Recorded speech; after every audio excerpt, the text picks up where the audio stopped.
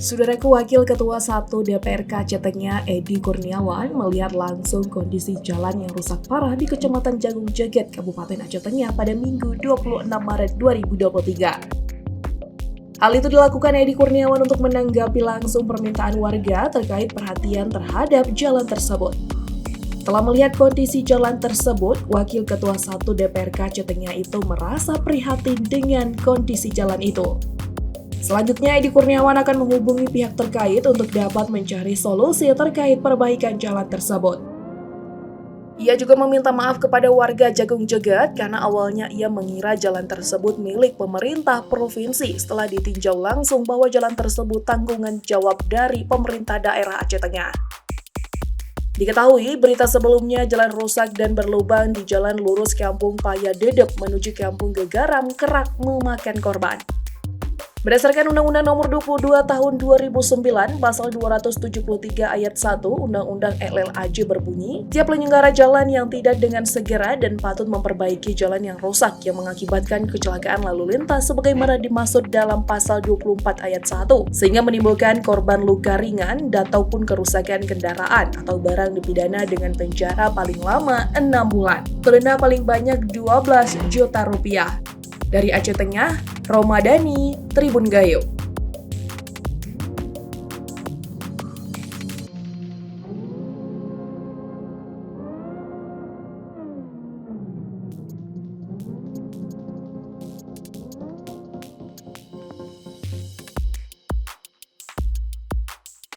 Bang, bagaimana kita menanggapi jalan lurus ini, Bang? Pertama, kita prihatin dengan keadaan jalan. Maka kembali ini memang berawal dari kita baca media kemarin, setelah kita kunjungi langsung memang keadaan memperhatikan. Kembali ini kita akan baikkan terkait agar melakukan agar pemeliharaan ke ruas jalan ini.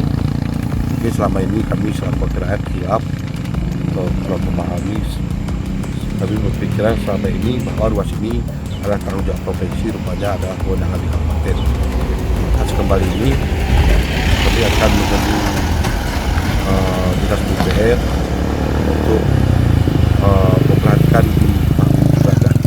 Tolonglah kami masyarakat kecil, tolong dibangun karena ini jalan jalan untuk cari ekonomi kan, jadi biar lancar.